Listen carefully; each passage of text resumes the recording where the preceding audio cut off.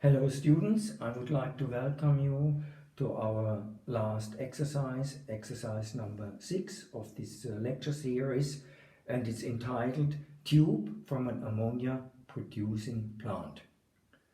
But before I come to this topic, I would like to tell you that all of these 6 exercises which I presented here was based on the excellent work of the following persons. That's Dr. Jamila Vodli. She was for many years in my laboratory head of the fractography group, and she was really expert in analyzing all these fracture surfaces, and I can tell you I learned a lot from her. This holds also for Mrs. Christa Hochhaus. Unfortunately, she passed away many years ago, and she was for many years also head of the metallography group, and she was really a very good expert in analyzing the microstructure of different metals. She was really an expert, and she came from industry. But finally, I would also point out that it is very necessary to prepare all these materials to make metallographic specimens, to make photos and so on, and etching, and this was done by the lab assistant, mainly by Mrs. Dora Wieser. I also like to thank her. But finally, I also would like to point out that Mr. Walter Muster, who was for many years my boss, he was vice director at EMPA, he employed me, and I took over from him his lecture, which he originally had at ETH, and it was called Physical Metallurgy, and I could take over his lecture, and I can also tell you I learned a lot from him, and I would like to thank him that he trusted me and encouraged me, especially also to give here the lectures at ETH. Good, so we come now to our case. As normally, as you know, we have to watch for the system, and it's clear we have to ask ourselves the history. Did kind of pipes which were broken, which were fractured, were 11 years in service. And these fractures, I can tell you, this is a pipe system of several hundred meters long, and the cracks were about 5 to 10 meters long, and so of course they had to be changed because the gas was flowing there inside in that pipes and alternately outside. So sometimes inside, sometimes outside of the tube. That was a special way of service in this kind of plant. Now you see already the conditions were quite rough. The temperature of the gas was 300 degrees Celsius, and the gas mixture was 20% NH3 and 65% hydrogen and 15% nitrogen. And of course you have to keep in mind this gas mixture and the temperature. Most probably there was a big influence of this kind of environment on this material, and finally on the fracture of these pipes. Now the material which was originally selected was an austenitic stainless steel, and you know already that's a German designation. The X, because it's high alloyed, 0.05% carbon, so it's still a low carbon steel, and it contains 18% chromium and 9% nickel. And you know, of course, this kind of composition with these high amounts of chromium nickel makes this steel austenitic. Now the general condition of that tube, you see it here on that photo, it's gray, relatively gray. And what do we know about austenitic stainless steels?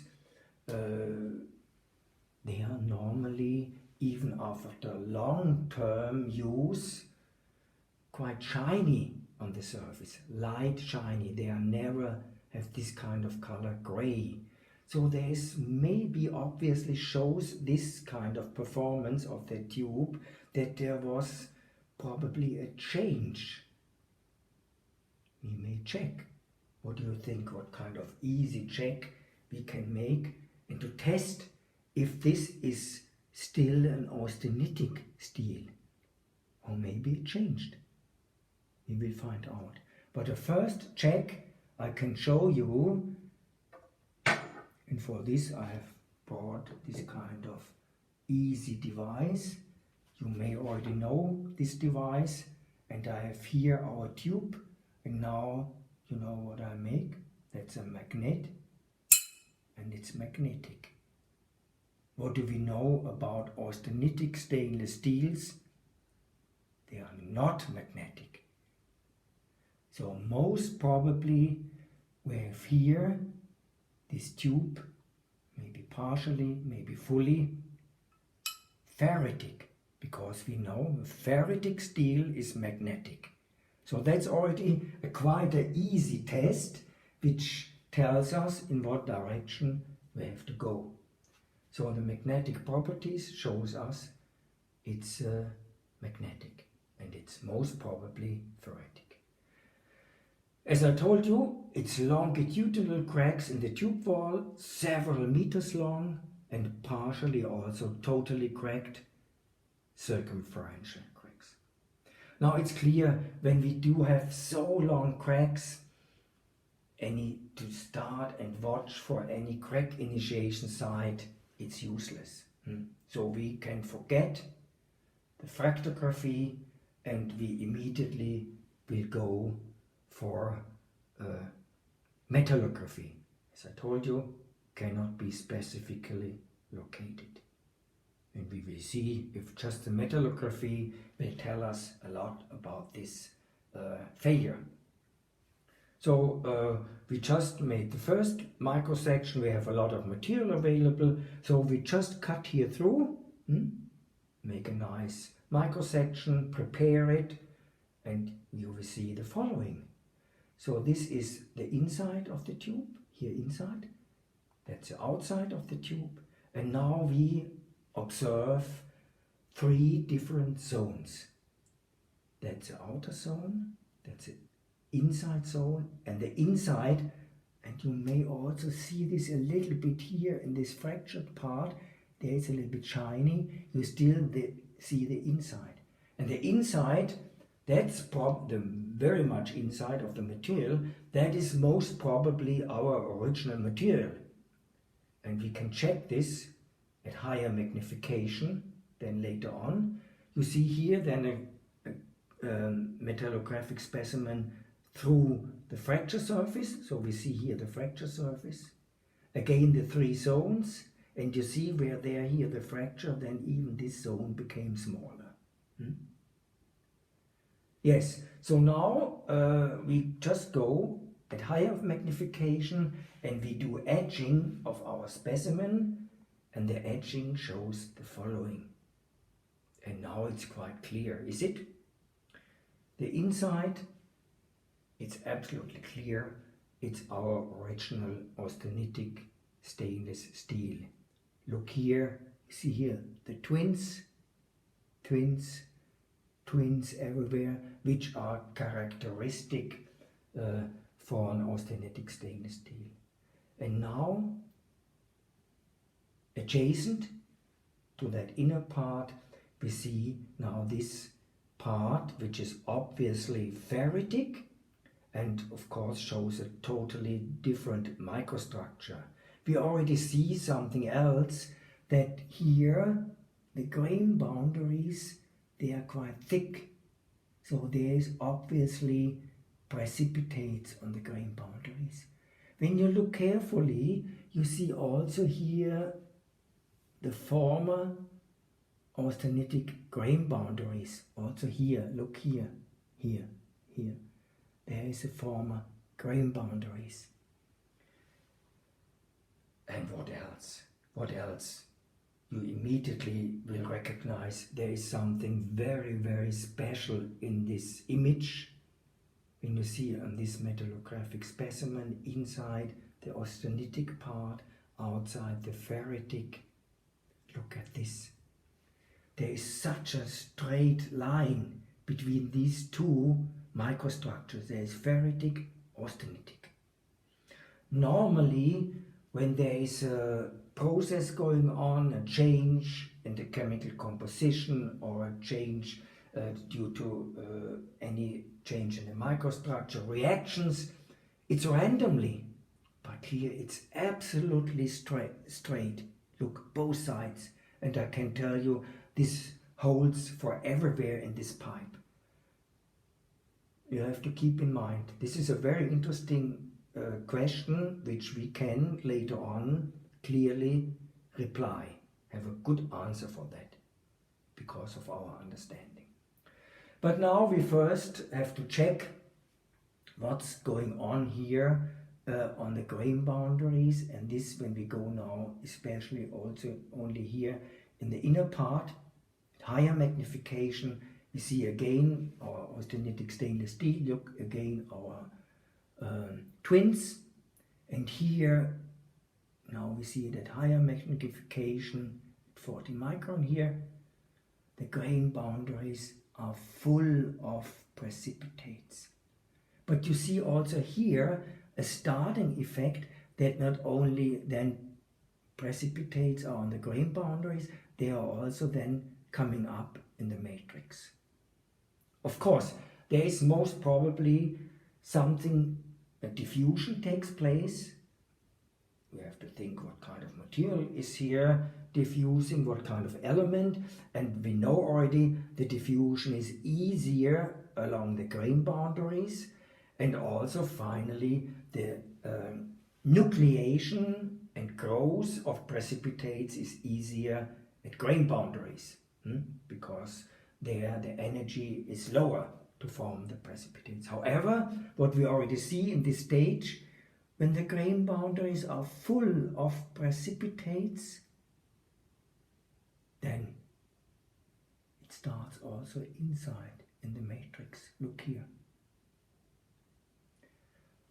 Now, and that shows then in the next slide, this is now in the ferritic part. You see here still some former grain boundaries full of precipitates, and you see in the ferritic part it's full of precipitates also in the matrix.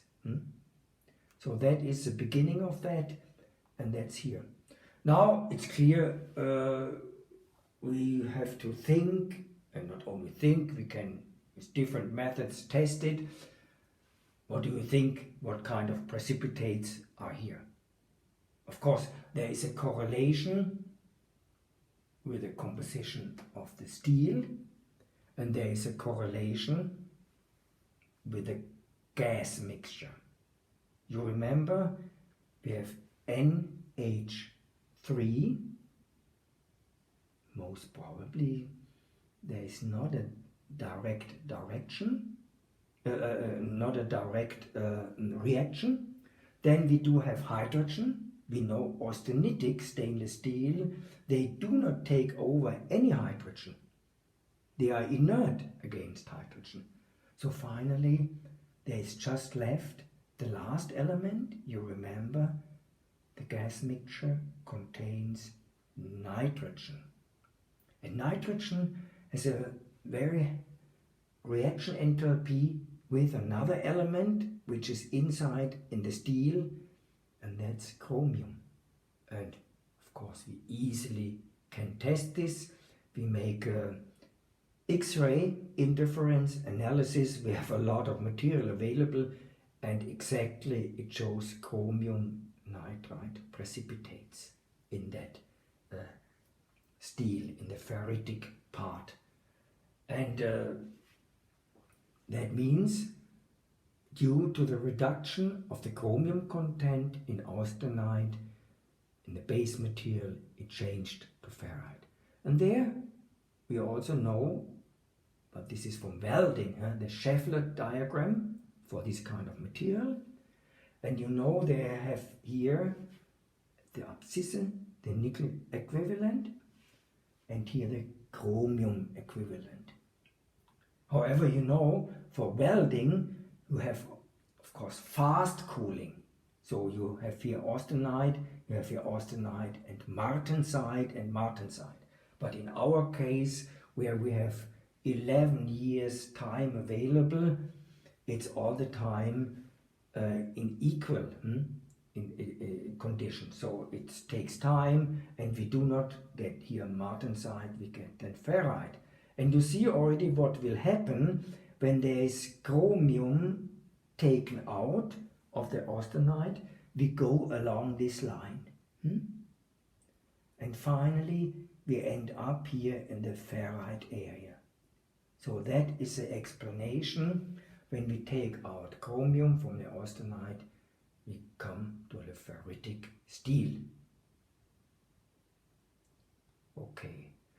Now for the failure mechanism, and there's still this open question with these straight lines, and it's really a very interesting question, and we will see. And you already may think about what is the real reason for that. Now again, outer zone ferrite, we found inner zone austenite, and there was a diffusion of nitrogen inside in the material and forming chromium nitride. Now again, why is there coming up this extremely sharp interface between the two phases, between ferrite and austenite? We go to literature and have a look at 300 degrees, what may happen at this material, and then watch for the diffusion coefficient. And the diffusion coefficient, when we compare them for the two different phases in ferrite, it's this value, and in austenite it's a much lower value. Look, the difference is 1 million. So it's 1 million times lower, the diffusion, compared to here.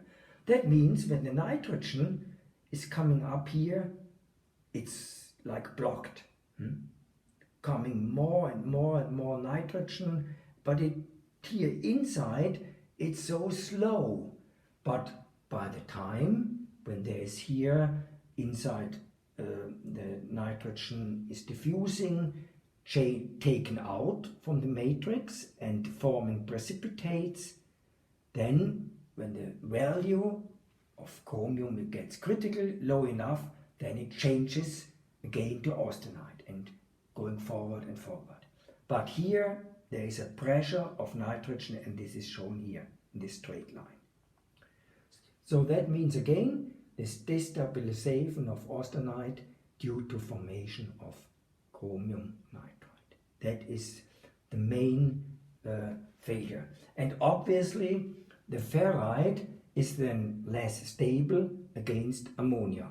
Ammonia was that gas then which was attacking, and formation of cracks were then finally the main reason for that failure. Now, of course, at the end, we all the time have to tell the customer what he can make better in the future. And normally, when I discussed this with the students in former times, there were a lot of ideas like, yes, maybe we change the material, but when you want to select the right material for this kind of application, it's really not that easy in this really rough environment. And of course, as I told you, this is hundreds of meters long, this pipe system. It should be also not too expensive. You cannot use here gold or something, or platinum or whatever. That's impossible. So the material itself is also fine, in principle. And secondly, sometimes it was discussed, oh yes, maybe we find out a coating on that. To apply here a coating on this kind of very long pipes. First, you have to find the right coating. Secondly, also it costs a lot of money. And finally, it's not worthwhile. And what is most important, when we think of the lifetime, you remember these pipes were already 11 years running in service, relatively good, and finally you have to tell the customer, look, this is the end of the lifetime of your pipes. And when you replace them, we would suggest you can make the diameter a little bit thicker. It's clear when the diameter is thicker and this process will coming on again, then it will take more time. And secondly, it's all the time a matter of control, of testing, and in this pipe system you can make every 20 or 50 meters a flange, yeah, with a small pipe, and then you can shut it, this flange, after several years and check how this process went on. And finally, the customer also agreed to this kind of solution. So again, keep in mind this very special case, which is a long-term failure. However, the conclusion, the material is in principle fine.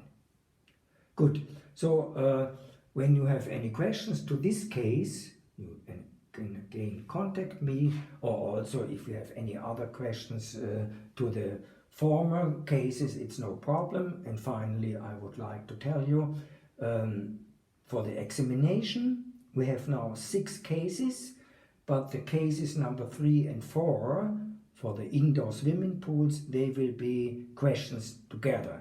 So finally, you have 5 cases. And when I put you the question to a case, then you have 15 minutes time and you can tell them a little bit the story, what's going on. You make a story yourself about this. And finally, I think you know also the mechanisms which is behind. And then finally, I'm sure you will make it very well.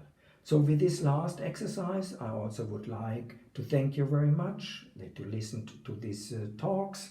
And I wish you success for the exercise, I wish you success for the examination, and I wish you also success for the future, for your main exercise in this subject, and also for the future when you one day have a job and working either in industry or at universities and so on. So thank you very much again.